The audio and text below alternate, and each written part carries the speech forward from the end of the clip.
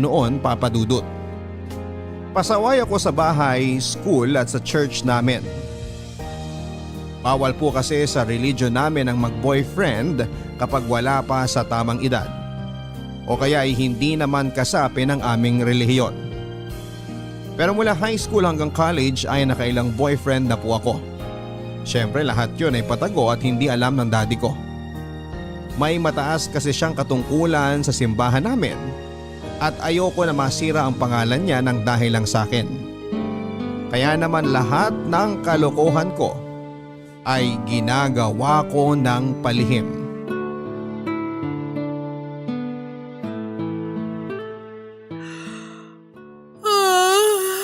Nakakaantok naman. Uy Clara, bakit nandito ka pa sa simbahan? Hinihintay ko pa kasi si Daddy. Kinakausap pa siya ni na pastor sa opisina.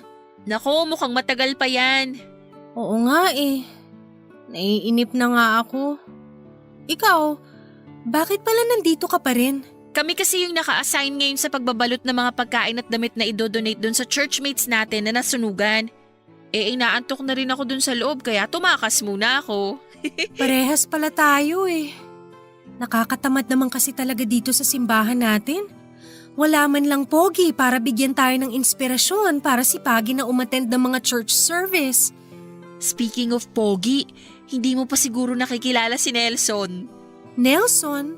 Sino yun? Bago lang yun dito sa church natin pero matagal na siyang kasapi ng relihiyon natin. Galing kasi silang mag-ina sa probinsya at kalilipat lang dito sa lugar natin. Okay, so anong meron sa kanya? Kasi di ba naghahanap ka ng pogi dito sa church? Naku Clara, pag nakita mo yung si Nelson, sisipagin ka ng umattend lagi ng mga service natin. Talaga lang ha? Baka mamaya mukhang paalang yung Nelson na yan. Uy Lori, nandiyan ka lang pala. Kanina ka pa hinahanap dun sa stockroom ni na tita kasi bigla ka raw nawala. Ano kasi, eto kasing si Clara may tinatanong tungkol sa isang subject nila sa school. Sabi ko nga i-email na lang niya sa akin mamaya. Oo nga pala Clara, ito si Nelson, yung bagong churchmate natin dito. Nelson, si Clara, best friend ko. Nice to meet you, Clara. Ganon din ako, Nelson. Alam mo, totoo pala yung sinasabi ni Lori kanina tungkol sa'yo. Ano yon? Nagwapo ka raw sa malapitan. Uy, wala akong sinabing ganyan ah. Palabiro ka pala, Clara. Sige na, babalik na ako sa stockroom. Lori, sumunod ka rin doon ha? Oo, pakisabi kina tita na pabalik na rin ako. Makakarating. Balik muna ako doon. Bye. Grabe, Lori! Ang gwapo pala talaga ng Nelson na yun. Sabi ko naman sa'yo Kaya lang medyo suplado yan kasi solong anak lang. Tapos sila lang ng nanay niyang magkasama. Ang alam ko pa, working student siya. Tapos active pa dito sa mga service at activity ng church natin. Kaya ayan, medyo seryoso talaga sa buhay. Alam mo yan talaga yung mga tipo kong lalaki eh. Yung kunwaring suplado at seryoso pero nasa loob naman ng kulo. Talaga ba? Kaya lang mukhang hindi ka type Kita mo nga hindi man lang nakipagkamay sa'yo. Nahihiya lang yun pero ramdam ko na type niya rin ako. Gusto mo magpustahan pa tayo In 1 month, boyfriend ko na yung si Nelson. Sige ba? Pupusta ako ng 1,000. Hindi ka papansinin yan. Aba, wala kang kabilib-bilib sa akin ha. Makukuha ko rin kaagad yung Nelson na yan, makikita mo. Magiging boyfriend ko rin yan. Ha?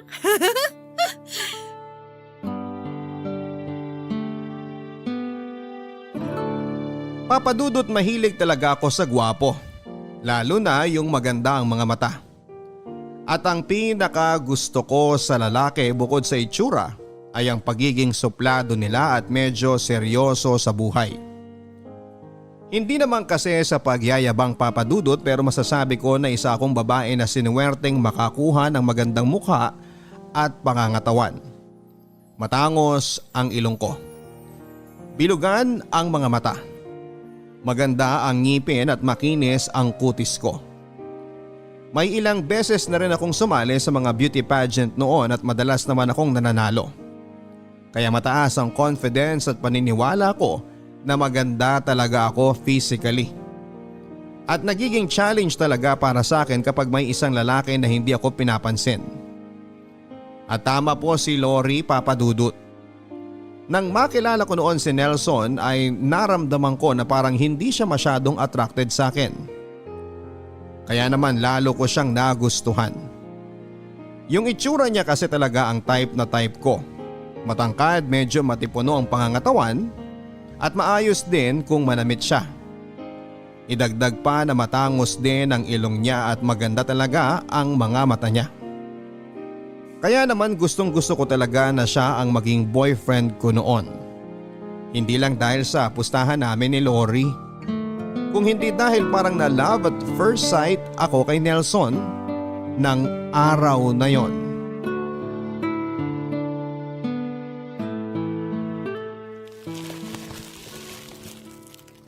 Nax! Anong masamang hangin ang umihip sa'yo at naisipan mong tumulong ngayon sa pagre-repack nitong mga dilata at bigas dito sa likod ng simbahan?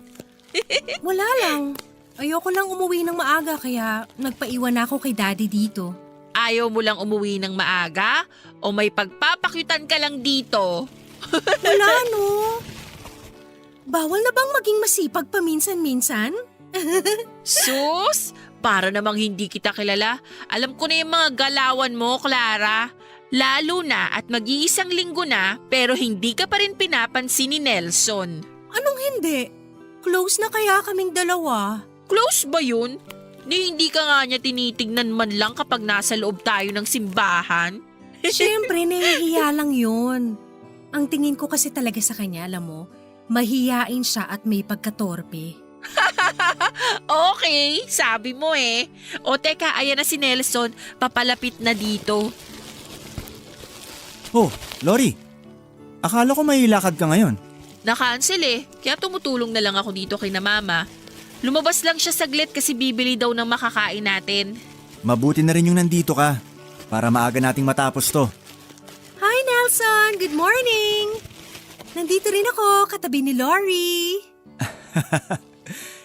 Good morning, Clara. Mabuti at naisipan mo ngayong tumulong sa pag-aayos nitong relief goods na ipamimigay natin sa nasalanta ng bagyo. Nako, palagi naman akong tumutulong dito. Hindi lang talaga ako nakakapunta ng mga nakaraang araw dahil busy ako sa school. Pero madalas talaga ako dito, lalo na't kasama sa mga nag-aayos ng lahat ng to ang daddy ko. Oo nga eh. Narinig ko na isa raw siya sa may idea na gawin ang pamimigay ng relief goods na to. Yung daddy ko kasi, palaging may magandang plano para sa ikabubuti ng kapwa natin. Kahit nga hindi natin member dito sa simbahan, palagi pa rin niyang tinutulungan eh. Maawain kasi yon. Siya nga rin ang palaging kinakausap ni Pastor at kinukuhanan ng idea kung paano pa tayo pwedeng makatulong sa ibang tao. Sa tingin ko nga, sa kanya ko rin naman ang kabaitan at kasipagan ko.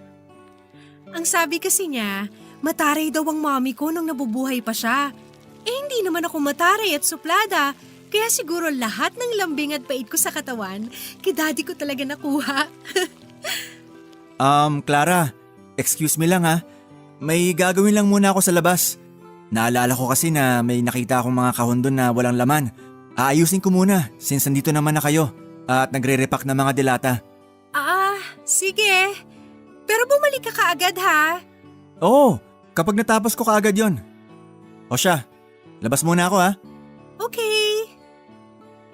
Nako, Clara. Mukhang matatalo ka ngayon sa pustahan natin ah. Anong matatalo?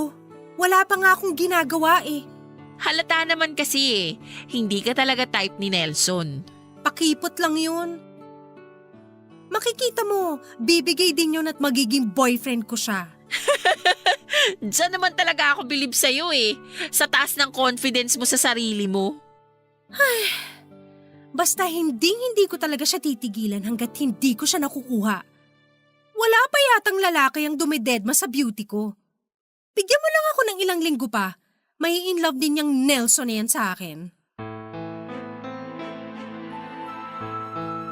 Papadudod sa lahat ng lalaking pinagpakitan ko noon, ay aaminin ko na kay Nelson talaga ako pinaka nahirapan. Oo, pinapansin at kinakausap naman niya ako pero saglit lang talaga at palagi pang malamig ang pakikitungo niya sa akin. Hindi ko alam kung hindi niya lang ba talaga ako type o baka nagpapakipot lang talaga siya sa akin. Kaya naman umeffort talaga ako para mapansin niya. Kung noon ay isang beses sa isang linggo lang kung pumunta ako sa simbahan namin. Naging madalas na po yun mula na nga nang makilala ko si Nelson. Tumutulong ako sa ibang gawain ng church namin kagaya ng community service at pagpunta sa mga bahay ng iba naming churchmates para sa mga munting pagtitipon. Nagpa-practice din ako sa mga activity na hindi ko talaga ginagawa dati dahil naiinip ako sa mga yon. Sobrang active po kasi talaga ni Nelson sa mga church activity namin at yon ang nakikita kong paraan para magkalapit kaming dalawa. Dahil nga sa effort ko, Papa Dudut, ay nagawa kong malaman sa ibang mga churchmate namin ang mga bagay-bagay tungkol kay Nelson. Nalaman ko na nag-iisang anak lang din pala siya at matagal nang patay ang tatay niya. Kaya tanging nanay na lamang niya ang kasama niya sa buhay. Nalaman ko rin na masipag pala talagang tao si Nelson dahil bukod sa mga church activity, pag-aaral at pagtatrabaho, ay siya lang din ang nag-aalaga sa nanay niya na medyo mahina na dahil sa sakit nito sa kidney. Doon ako lalong humanga sa kanya, Papa Dudut. At doon ko rin naramdaman na gusto ko talaga siyang maging boyfriend. Ako pa naman yung tipo ng babae na hindi susuko hanggat hindi ko nakukuha ang gusto ko, mapabagay man o tao. Papa Dudut, ilang 3 linggo na noon ang nakalipas mula nang makilala ko si Nelson pero wala pa ring pagbabago sa closeness naming dalawa. Medyo malamig pa rin ang pakikitungo niya sa akin at hindi pa rin siya gaanong kasweet kapag nag-uusap kami. In short ay mukhang hindi pa rin talaga siya interesado para sa akin. Kaya umisip pa ako ng ibang paraan na pwede kong gamitin para maging mas close kaming dalawa. Isa sa mga bagay na nalaman ko tungkol sa kanya ay ang pagiging mahilig niya sa music at sa mga bata. Kaya naman sinabi ko kay Nelson, Papa Dudut, na magkakaroon kami ng mini event sa bahay namin para sa mga batang lumaki sa bahay ampunan. Nakita ko ang tuwa at excitement sa mga mata ni Nelson. Lalo na nang itanong ko sa kanya kung pwede ba siyang tumugtog at kumanta sa event na yon. Hindi naman niya tinanggihan ang invitation ko, Papa Dudut. Nag-thank you pa siya kasi matagal na raw siyang hindi nakakatugtog sa isang event. Sobrang excited na raw niya at sana daw ay mapasaya niya ang mga bata. Ang hindi niya alam, Papa Dudut, ako naman ang nananalangin noon na sana ay mapasaya niya ako kapag nasolo ko na siya sa bahay namin. Araw pa naman ang Sabado yon at buong araw nawala si Daddy sa bahay dahil may lalakarin siya sa trabaho niya. Kaya ang naisip ko noon ay buong araw ko rin na masusolo si Nelson sa loob ng bahay namin. Nako, Clara, mag-ingat ka dyan sa kalokohan mo ah. Alam mo naman na bawal sa church natin na may makitang magkasama na lalaki at babae sa loob ng isang bahay na walang ibang kasamang magulang. Oo, sinisigurado ko rin naman na kapag ganitong oras, busy ang mga kapitbahay namin kaya walang pwedeng gumawa ng chismis sa amin ni Nelson. Naku Lori, nandito na pala si Nelson. Nakita ko rito sa may bintana namin na siyang nagbukas ng gate. Tawagan na lang kita mamaya. Bye! O sige, good luck sa'yo. Bye! Clara? Tao po. Oh Nelson, ikaw na pala yan. Kanina pa kita hinihintay eh. Sorry ha. Sinamahan ko kasi muna si nanay sa treatment niya bago ako bumiyahe papunta dito. Ayos lang. Lika, pasok ka. Wala pa pala ang mga bata dito sa bahay nyo? Akala ko bago magtanghalian magsisimula ang event. Papunta na sila. Medyo malilate lang din. Samahan mo pala muna ako sa kwarto. May kukunin lang ako doon. Ha? Baka pwedeng mamaya mo na lang kunin. Ano ka ba? Wala naman akong gagawin na masama sa'yo. Nandun kasi ang piano ko. Hindi ko kayang buhatin kung mag-isa lang ako. Okay, sige.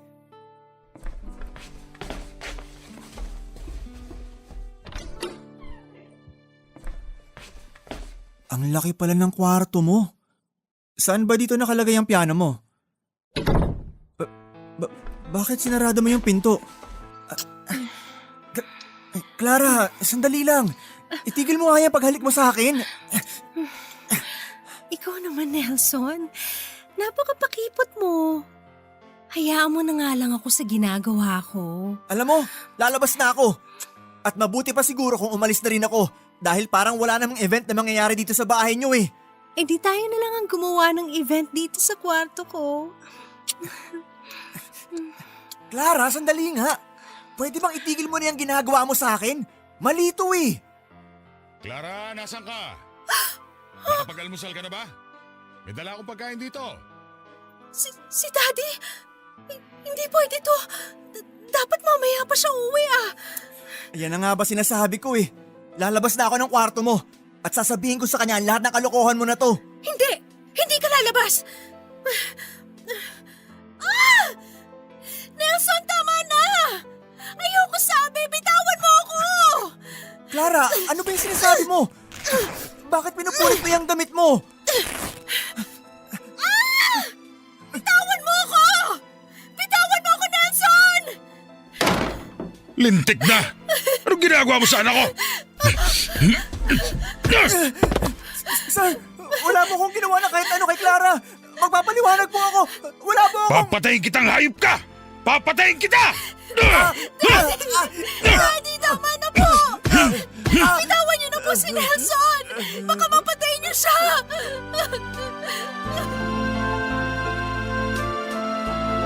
Papadudod sa sobrang takot ko po na mahuli kami ni Daddy at malaman niya ang tungkol sa kalokohan na gusto kong gawin kay Nelson ng araw na yon, ay bigla na lamang po akong nagsisigaw at sinira ang suot kong damit upang palabasin na may ginawang masama sa akin si Nelson. Kaya nang pumasok si Daddy at makita niya na nasa sahig na ako ng kwarto at sira-sira ang damit ko, ay agad niyang sinugod si Nelson, Papadudot. At halos mabugbog niya ito. Mabuti na lamang po at may pumasok na kapitbahay namin at kaagad na napahinto si Daddy sa ginagawa niyang pananakit kay Nelson. Papadudot, bawal po kasi talaga sa relihiyon namin ang makita na magkasama ang isang babae at lalaki sa isang kwarto, lalo na kung hindi pa sila kasal. At malaking kahihiyan kapag nalaman ng tao na ako mismo ang nagpapunta kay Nelson sa bahay namin. Kaya naman nawala na po talaga ako sa maayos na pag-iisip ng mga oras na yon at gumawa na lamang ako ng kwento. Medyo mahigpit din po ang relihiyon namin sa mga ganitong klase ng pangyayari. Hindi namin ito basta-basta pinapaalam sa pulis o iba pang mga kinakaukulan. Kaya ang ginawa po ng kapitbahay na kasapi din namin sa aming relihiyon ay tumawag sa ibang kasamahan namin sa simbahan upang sunduin kami. Iyak po ako ng iyak ng mga oras na yon, Papadudut. Hindi dahil sa takot kung hindi dahil sa guilty at kahihiyan sa mga nangyari. Nakita ko kasi ang mukha ni Nelson na may bahid ng dugo at malaking pasa dahil sa mga suntok ni Daddy. Nakita ko ang galit sa mga mata niya sa talas ng tingin niya sa akin. Alam ko, Papadudot, at ramdam ko na galit siya sa akin ng mga oras na yon. Lalo na nang magkaharap-harap kami sa opisina ng pastor ng aming simbahan.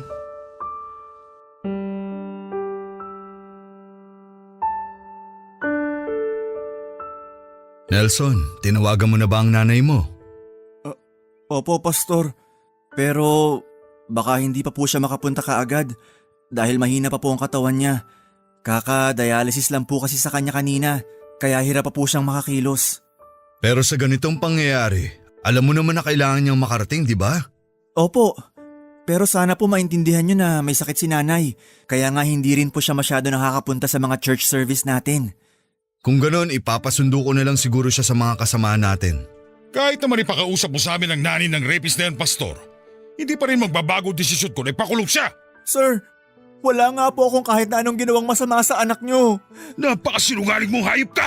Huling-huli ka na sa akto, tumatanggi ka pa! Tama na yan. Mamaya na tayo magtalo-talo kapag nandito na ang nanay ni Nelson.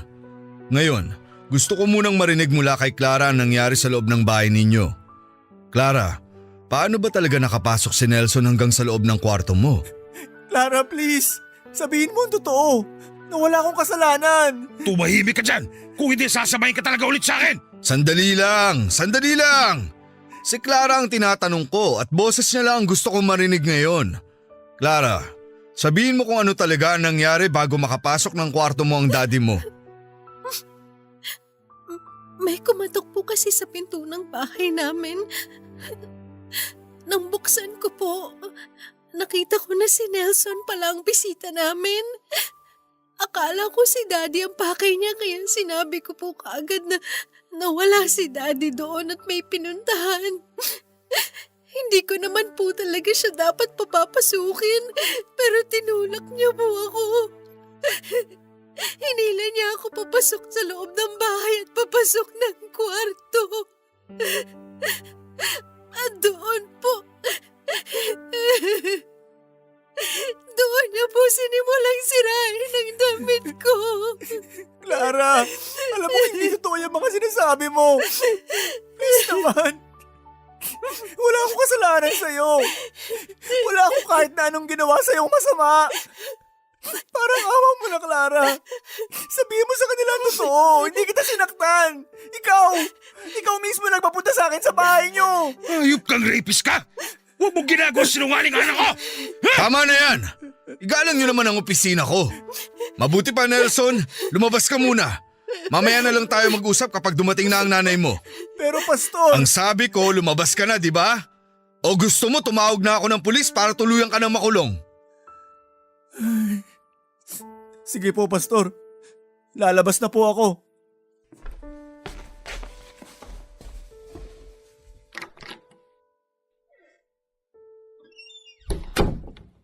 Ngayong wala na si Nelson, tatanungin ulit kita, Clara. Totoo ba ang lahat ng mga sinabi mo? Opo, Pastor. Totoo po ang lahat ng sinabi ko. Pinagtangkaan po talaga ako ng masama ni Nelson. Matagal mo na bang alam na may pagtingin siya sa'yo? Dati ko pa po nararamdaman na may gusto siya sa akin. Pero iniiwasan ko lang po siya. Hindi ko nga po alam kung paano niya nalaman ang address ng bahay namin. Kaya nagulat po talaga ako nung mapagbuksan ko siya ng pinto kanina. Hindi ko talaga palalampasin ang pangyayaring ito! Idedemanda ko ang Nelson na yan! Sisiguraduhin ko na mabubulok yan sa bilangguan! Kahit ikamatay pa ng nanay niya! Baka naman pwedeng pag-usapan na lang natin to. Malaking kahihiyan at iskandalo to sa reliyon natin. Maaari naman silang bigyan ng parusa ng simbahan natin. Sila? Sino pong sila, Pastor? Si Nelson at ang nanay niya. Anumang kasalanan ang nagawa ng anak ay pananagutan din ng magulang dahil sa kanilang kapabayaan. Kaya sa mga ganitong klase ng pagkakasala, dapat na dalawa silang maparusahan. Papadudot, pinangatawanan ko na talaga ang kwento ko na pinagtangkaan ako ng masama ni Nelson sa sariling bahay ko. Sobrang nakaka-guilty lalo na sa part na nalaman kong hindi lang si Nelson ang pwedeng maparusahan ng simbahan namin kung hindi pati na rin ang nanay niya. Pwede silang mapatalsik sa aming relihiyon o sa lugar namin. Ang parusa ay nakadepende sa mga taong may mataas na katungkulan sa simbahan namin. Pero ganun pa man ay nagsampa pa rin ang kasong attempted rape si Daddy kay Nelson. Kaagad pong nadakip si Nelson at nakulong. At habang nasa presinto kami, Papadudod, ay nakilala ko ang nanay ni Nelson. Payat na payat ito at halata sa kanya na mahina nga ang kanyang katawan kagaya ng sinasabi ni Nelson kay Pastor. Nakiusap siya sa amin ni Daddy na iatras namin ang demanda. Umiyak at nagbakaawa ang nanay ni Nelson habang paulit-ulit na sinasabi na hindi masamang tao si Nelson. Alam ko naman yon, Papadudot. Sa maikling panahon na nagkakilala kami noon ni Nelson ay naramdaman ko na may mabuti siyang puso. Pero hindi ko kakayanin ang kahihiyan na pwede kong harapin at ang masira ang pangalan ni Daddy sa oras na aminin ko sa kanila ang katotohanan. Kaya naman nangako ako noon sa sarili ko na walang ibang makakaalam na kasinungalingan lang ang lahat ng sinasabi ko sa kanila. Papadudot, mabilis na kumalat sa simbahan namin ang nangyari sa bahay. Nagkaroon din ito ng iba't ibang version ng kwento. Na matagal ko na raw palang stalker si Nelson at napansin daw nila na palagi itong nakatingin sa akin sa mga church service namin. Na siguro daw ay may lahing baliw sina Nelson kaya niya nagawa ang pagtangkaan ako ng masama. Karma daw ang nangyari sa pagkakakulong kay Nelson dahil masamang babae daw ang nanay niya. At marami pa akong iba't ibang version na narinig, Papadudot. At halos lahat ng yon ay puro kasiraan kay Nelson. Dahil matagal na nga kami sa lugar namin at kilala si Daddy na may mataas na katungkulan sa simbahan, ay mas pinaniwalaan nila ang kwento ko. Wala ako halos narinig na kumampi kay Nelson. Lahat sila ay galit na galit din kay Nelson na parabang sa kanila ito may ginawang kasalanan. Inayaan ko lang ang lahat ng mga naririnig ko. Wala na akong ibang sinabi sa kanila, Papadudot, kagaya ng payo ng pastor namin. Hindi ko na rin tinama pa ang iba't ibang version ng kwento na alam nila. Dahil ang mahalaga para sa akin ng mga oras na yon ay manatiling malinis ang pangalan namin ni Daddy sa simbahan namin. Uy Clara, buti naman nakapunta ka dito sa church natin. Oo nga eh. Hindi rin muna kasi ako pinapalabas ni Daddy ng bahay namin. Hindi nga rin muna niya ako pinapapasok sa school. Ganun ba? Ang tagal din nating hindi nakapag-usap eh. Pero kumusta ka na? Mas maayos na kaysa nung nakaraang mga araw. Mabuti naman kung ganun. Pero Clara, totoo ba yung nangyari? Hindi ko na kasi alam kung ano yung totoo sa mga kwento na naririnig ko eh. Ang daming version eh. Pero alam mo, nagigilty ako kasi dapat talaga hindi ko na pinakilala sa'yo si Nelson. Kung alam ko lang na may pagkamanyakis pala yung lalaking yun, dapat hindi na ako nakipagpustahan sa'yo. Hindi naman kasi halata sa kanya na masamang tao siya eh. Hoy, ba't ka umiiyak? Nahihirapan pa rin kasi ako hanggang ngayon eh. Pakiramdam ko, gabi-gabi akong pinabangungot ng dahil sa nangyari sa bahay. Sorry, hindi ko na siguro dapat tinanong pa. Alam ko naman na mahirap talaga sa'yo yung nangyari. Na-trauma ka sa ginawa ni Nelson sa'yo. Hayop pala yung lalaki na yun, napakamanyak. Mabuti na lang talaga't nakulong na siya. Ayos lang. Huwag ka mag-alala. Ang totoo, nagigilty lang kasi talaga ako hanggang ngayon eh. Guilty? Bakit naman? Kasi Lori, hindi naman talaga masamang tao si Nelson eh. Mali ang iniisip ng iba sa kanya. Ha? Anong ibig mong sabihin? Lori, ako yung may kasalanan dito kung bakit nakulong si Nelson. Inosente talaga siya. Teka, naguguluhan ako eh. Magtapat ka nga sa akin, Clara. Ano ba talagang nangyari ng araw na yun? Lori, hindi talaga ako pinagtangkaan ng masama ni Nelson. Dapat kasi hahalikan ko lang siya noon para maakit ko siya at mapaamin na gusto niya rin ako. Kaya lang biglang dumating si Daddy. Tapos nagpanik na ako kaya nagsisigaw na lang ako. At umarte na may ginagawang masama sa akin si Nelson. OMG, Clara! Paano mo nagawa ang bagay na yun? Nagpanik na nga ako eh. Natakot ako. Ayoko mapagalitan ako ni Daddy tsaka ayoko masira ang pangalan namin dito sa church natin. Kaya nagsinungaling ka at gumawa ka na lang ng kwento? Alam mo ba na dahil sa ginawa mo, pabalik-balik ngayon sa ospital ang nanay ni Nelson?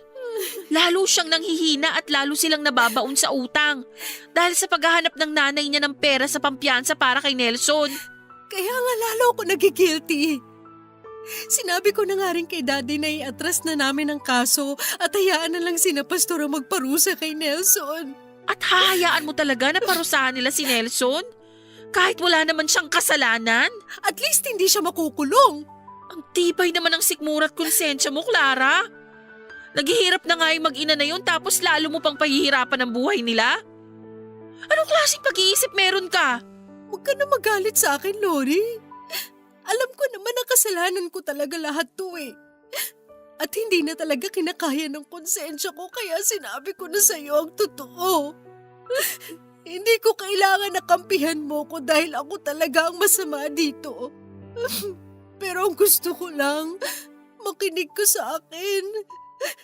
At itago mo lahat ng mga nalaman mo. Ano pa bang magagawa ko? Ayoko rin namang madamay pa sa gulo na to. Pero please lang, Clara. Pakiusapan mo naman ang daddy mo na iatras ng demanda kay Nelson.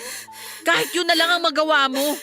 Dahil hindi mo alam ang hirap na pinagdadaanan ng nanay niya ngayon para lang makahanap ng perang pampiyansa sa kanya.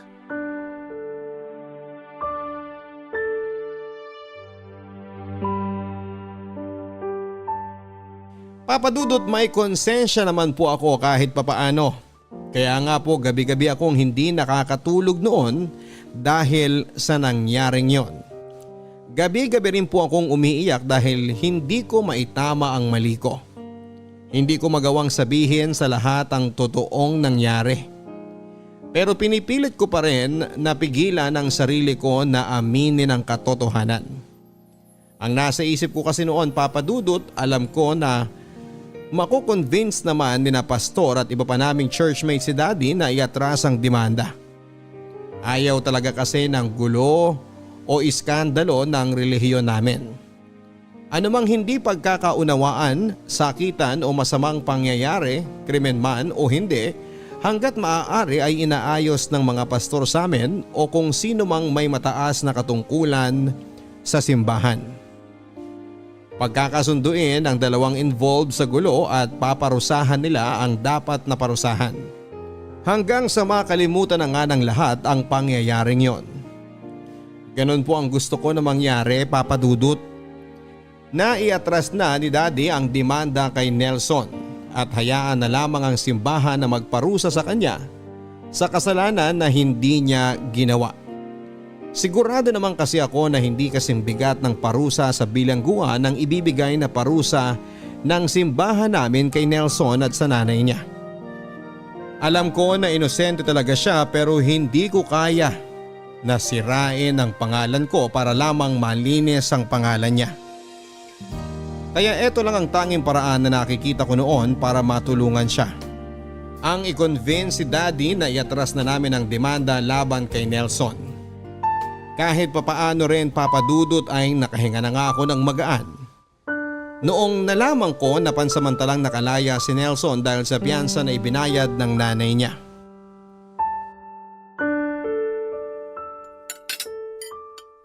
Ang balita ko nakalabas na raw ng kulungan ng hype na Nelson na yon. Narinig ko rin po yan sa simbahan kanina. Lintik talaga. Dapat hindi siya tinulungan ng ibang kasapi natin sa simbahan eh. Sigurado kung sila nag-abot ng pera para makaipon ng pampiyansa ang nanay ng Nelson na yon.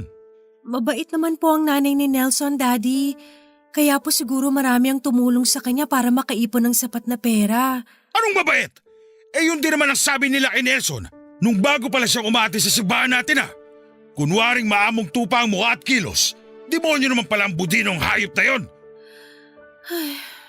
Daddy, kinausap nga po pala ako kanina ni Pastor. Ano na naman sinabi niya sa'yo? Tungkol pa rin po sa nangyari dito sa bahay. Huhulaan ko. Gusto niyang kumbinsihin mo ako na i-atras natin ang demanda kay Nelson. Tama ba?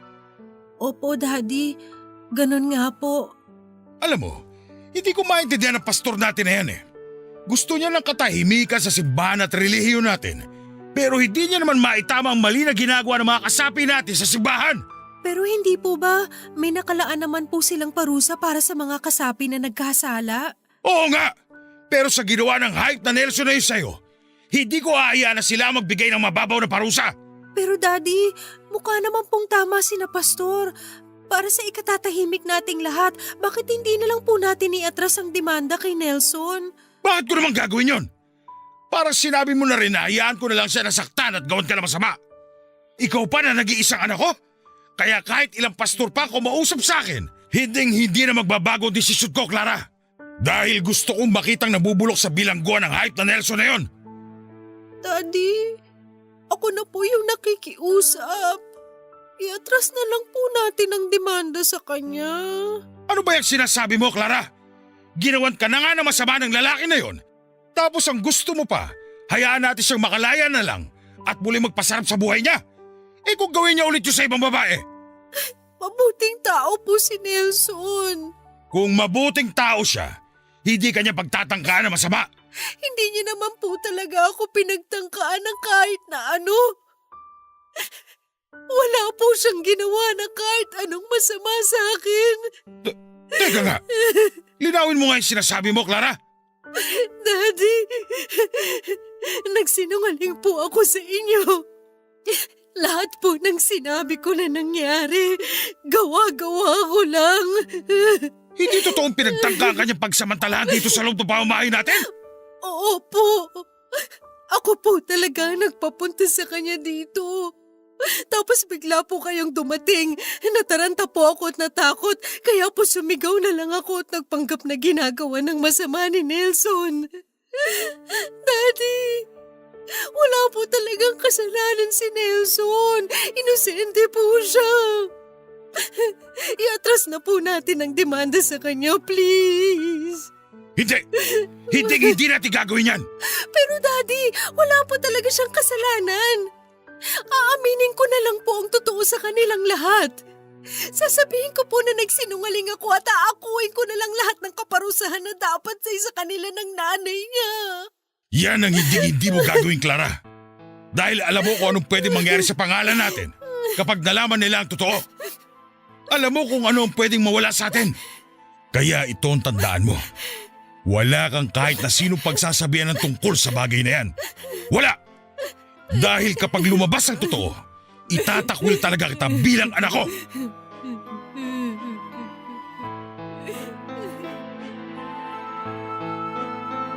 Papadudot siguro nga ay nagmana talaga ako sa daddy ko. Pareho kami na gustong ingatan ang aming imahe at pangalan sa ibang tao. Yung kahit makatapak o makapanakit na kami ng iba ay ayos lang. Basta nananatiling malinis ang pangalan namin sa paningin at pandinig ng iba. Sa kanya ko talaga siguro namana ang ugali ko na pagiging makasarili. Walang ibang mahalaga sa amin kung hindi ang aming mga sarili lamang. Pero papadudot nilalamon na po talaga ako ng konsensya ko ng mga panahon na yon. Kaya po ilang beses ko rin pong iniyakan si Daddy at pinakiusapan na iatras na namin ang demanda kay Nelson. Pero sinabi niya na ayaw niyang mapahiya at mag-isip ng masama ang ibang tao sa amin. Na kailangan daw ay makita ng lahat na ako talaga ang biktima sa nangyari.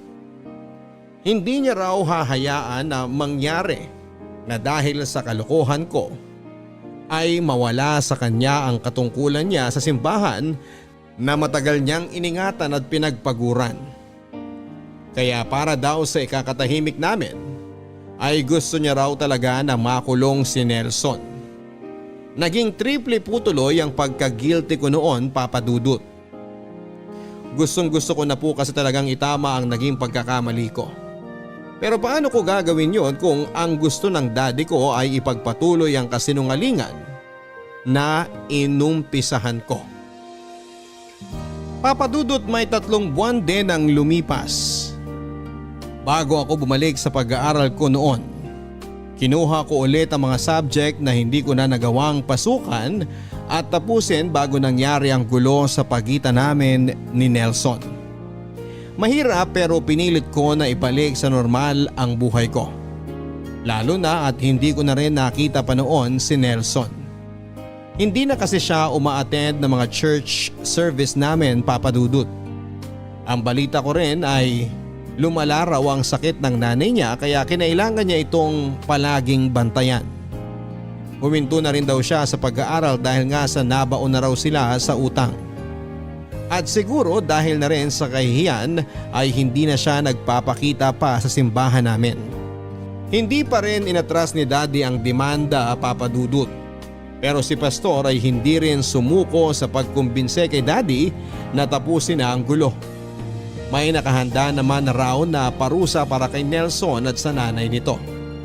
At mas okay na raw yon kesa mas skandalo pa ang simbahan at relihiyon namin. Pero ng mga oras na yon ay buo pa rin talaga ang isip ni Daddy na makitang nabubulok sa loob ng bilangguan si Nelson. Nako Clara, hindi pala ako makakasabay sa iyo umuwi. May practice pa kasi kami ng sayaw para sa isang subject namin eh. Sorry ha. Ay, ano pa bang magagawa ko? Hindi naman kita pwedeng kalad ka rin para sumabay sa akin. O siya, mauna na akong umuwi. Maglalakad na lang ako papunta doon sa may sakay ng tricycle. O sige, babalik na rin ako sa gym. Ingat ka. Ingat ka rin mamaya. Bye! Clara, sandali. Nelson, anong ginagawa mo dito? Gusto lang kita makausap kahit saglit lang. Pero alam mo naman na hindi tayo pwede mag-usap kung di natin kaharap sina Pastor, di ba? At alam ko rin na hindi ka magsasabi ng totoo kapag kaharap natin sila. Lalaki lang kasi ang gulo na to kapag nalaman nila na nagkita tayo ng walang ibang kasamang tao. Kaya please, umalis ka na lang, Nelson. Sino ba nag-umpisa ng gulo na to? Hindi ba ikaw naman, Clara? Nelson, I'm sorry. Sorry? Para saan? Para sa mga kasinungalingan na inimbento at pinagkalat mo? Clara, hindi mo alam kung paano mo sinira ang buhay ko. Nelson, nasasaktan ako. Bitawan mo braso ko, aray. Alam mo ba kung ano ginawa nila sa akin sa bilangguan? Ha? Pinugbog nila ako dun sa loob. Maraming beses at paulit-ulit. Dahil ang sabi nila, masamang tao raw ako. At ang masasamang tao raw na kagaya ko, hindi na dapat binubuhay sa mundong ito. Pero Clara, wala akong kasalanan. Inosente ako. At ikaw mas nakakaalam nun. Hindi ko naman sinasadya talaga eh. Nagpanik lang ako nung dumating si Daddy sa bahay. Kung hindi mo sinasadya, bakit hindi mo binawi ang lahat ng kasinungalingan na sinabi mo? Dahil natakot na ako. Natakot ako sa sasabihin ng ibang tao sa amin, lalo na sa akin. Kaya ayos lang sa'yo kahit makasira ka ng buhay ng ibang tao. Palibhasa kasi, hindi ka lumaki sa hirap eh. Hindi mo alam kung anong hirap ang pinagdaanan ko mula ng bata pa ako. At ngayon, dinoble mo pa ang hirap na pinagdadaanan ko dahil sa kasinungalingan mo. Dinamay mo pa ang nanay ko. Nang dahil sa'yo, lalong lumubha ang sakit niya. Ikaw Clara, ang puno-dulo ng pagkasira ng buhay ko. Nelson, please. Please, nasasaktan na talaga ako. Bitawan mo na ang braso ko, aray. Tinakwil kami ng halos lahat ng kamag-anak namin. Tinakwil kami kahit ng mga dati naming kaibigan. Ilang beses na lumuhod at nagmakaawa ang nanay ko sa kung kani-kaninong tao para lang makahiram siya ng pampiyansa sa akin. Ilang mura at sigaw ang tinanggap niya para lang makakuha siya ng pera. Clara, wala naman kaming kasalanan sa'yo eh. Wala akong kahit na anong naging kasalanan sa'yo. Pero bakit? Bakit kailangan mong gawin to sa akin? Bakit kailangan mong sirain ang buhay ko? Nelson? Anong ginagawa mo kay Clara? Tandaan mo to, Clara. Pagsisisihan mo ang lahat ng ginawa mo sa akin. Pagsisisihan mo habang buhay ang pagsira mo sa buhay ko! Hoy Nelson! Bumalik ka dito! Lori, hayaan mo na siyang umalis. Ayos ka lang ba? Gusto mo bang tawagan ko ang daddy mo? Wag na please. Ayoko malaman niyang tungkol dito. Ayoko mas maging magulo ang lahat. Hindi naman ako sinaktan ni Nelson eh. Ay, sige, ikaw ang bahala. Halika, aalalayan na kitang tumayo. Pero kaya mo bang maglakad? Oo, kaya ko. Kaya ko. Salamat, Lori.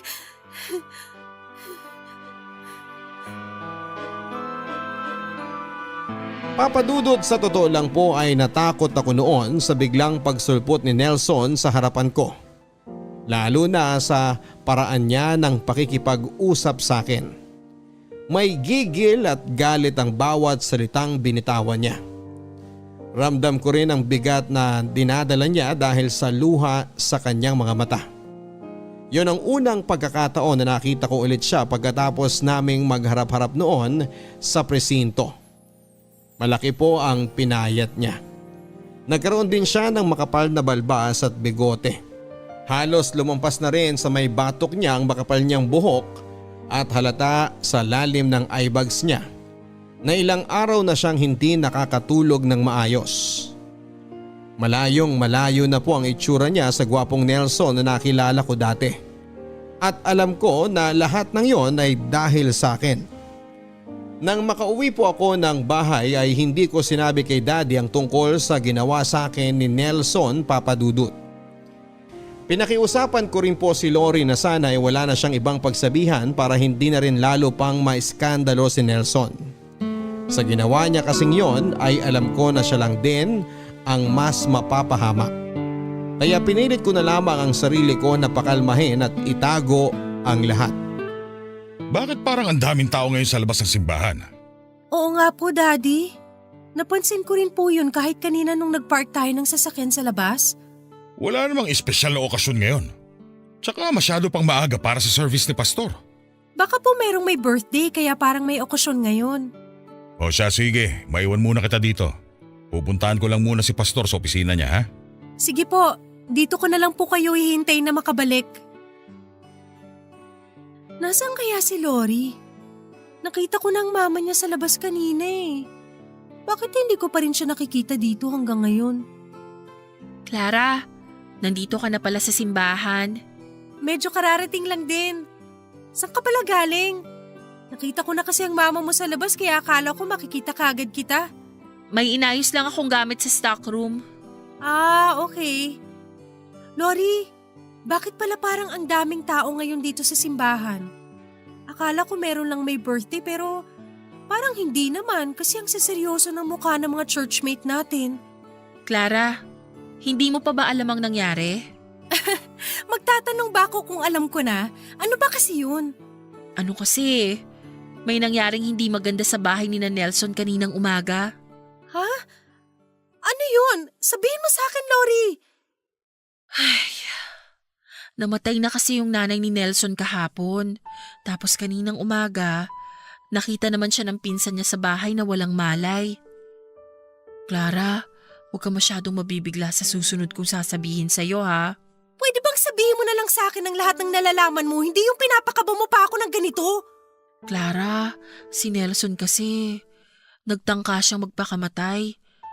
Nang makita siya ng pinsan niya sa loob ng bahay nila, may katabi siyang bote ng muriatic acid. Yun ang ininom niya para subukan na tapusin ang buhay niya. Ano? Lori, sigurado ka ba dyan sa mga sinabi mo? Oo, kasi yun ang kanina pang usap-usapan dito sa simbahan.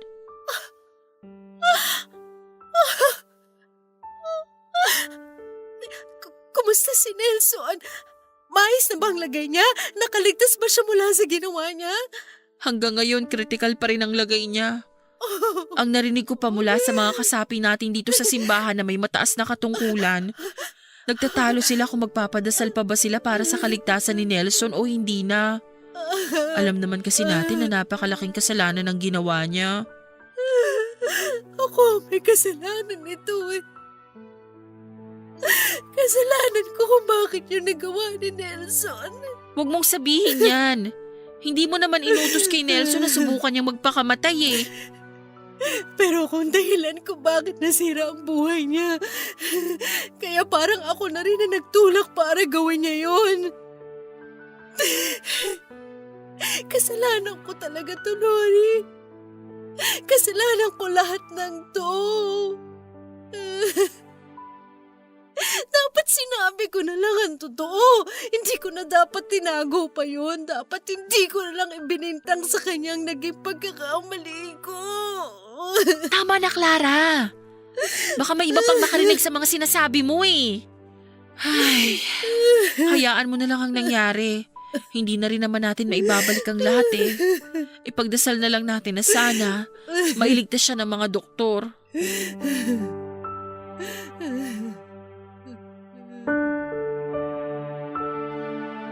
Papa Dudut, bago po ako mapahaguluhol sa loob ng aming simbahan ay nag-decide na akong umuwi na lamang.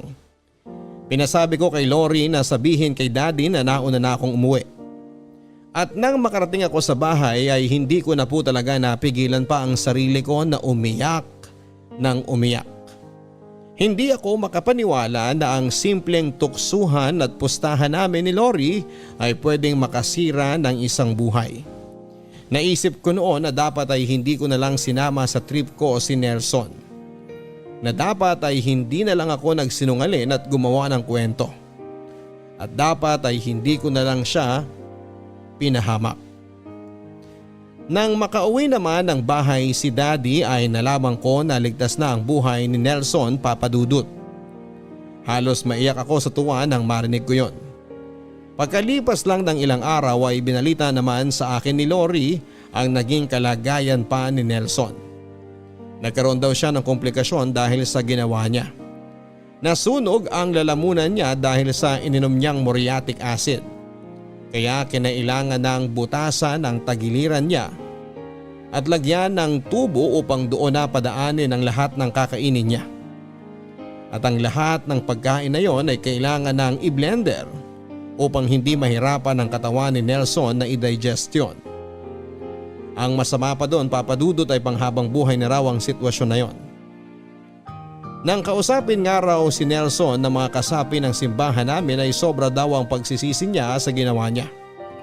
Sinabi raw ni Nelson na parang pinarusahan na kaagad siya ng Diyos dahil sa malaking kasalanan na binalak niyang gawin. Hindi na lang daw talaga niya matanggap na wala na ang nanay niya kaya pumasok sa isipan niya na tapusin na lang ang sarili niyang buhay at sundan na lamang ito. Iniatras na rin namin ni Daddy ang demanda kay Nelson noon, Papa Dudut.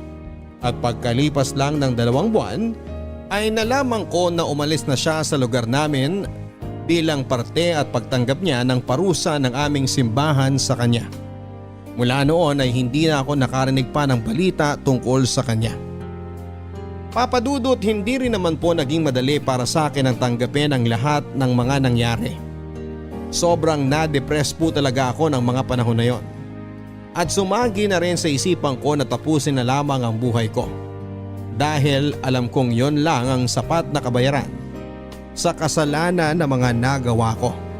Gustong gusto ko na kasi talaga na matanggal ang bigat na nararamdaman ko sa dibdib ko. At sigurado ako na mawawala lang yon kapag tinapos ko na ang buhay ko. Sa kabilang banda, Papa Dudut, ay hindi ko rin po yon ginawa dahil ang naiisip ko noon ay ayoko nang madagdagan pa ang kasalanan ko. Kaya pumayag ako sa gusto ni Daddy na magpa-check up ako sa isang espesyalista sa pag-iisip. Natulungan naman ako nito na kahit papaano ay mabawasan ang matinding depression na pinagdadaanan ko. Hindi ko masabi-sabi na tuluyan na yung nawala, pero kahit papaano ay nagagawa ko ng makatulog ng maayos noon. At paunti-unti ay sumisigla na ako sa tulong na rin ni Daddy. Pero Papa Dudut, kung kailan naman po unti-unti nang nakakabangon noon, ay saka naman po dumating ang isang pangyayari sa buhay ko na hindi ko alam kung pagsubok ba o parusa sa akin. Namatay kasi ang daddy ko nang dahil sa isang aksidente. Sumabog ang tangke ng LPG sa gusali na pinagtatrabahuhan niya at kasama siya sa mga nasawi. Noong ko ulit naramdaman, Papa Dudut, na para bang gusto ko na lang biglang maglaho sa mundong ito. Dahil ang kaisa-isang tao na kasama ko sa buhay ko at hindi napagod na alalayan ako ay nawala pa sa akin. Sa pangalawang pagkakataon ay pinilit kong magpakatatag. Ayoko nang tuluyan pang masira ang buhay ko dahil sa mga naging kasalanan ko.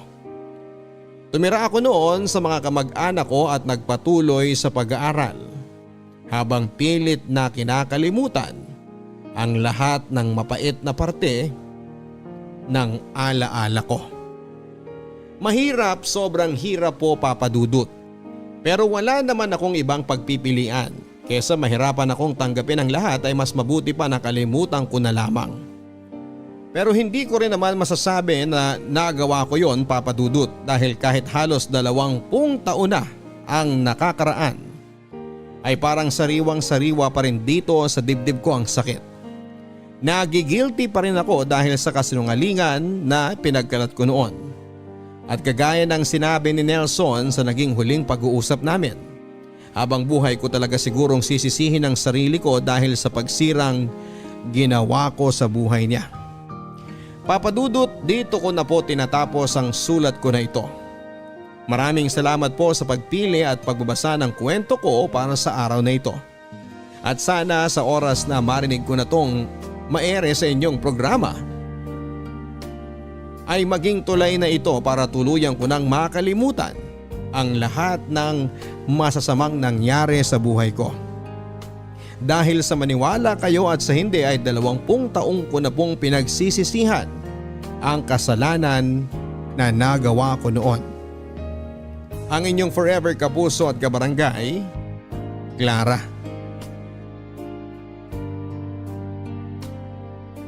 Mga kwento ng pag-ibig, kwento ng pag-asa at mga kwento ng buhay dito sa Barangay Love Stories.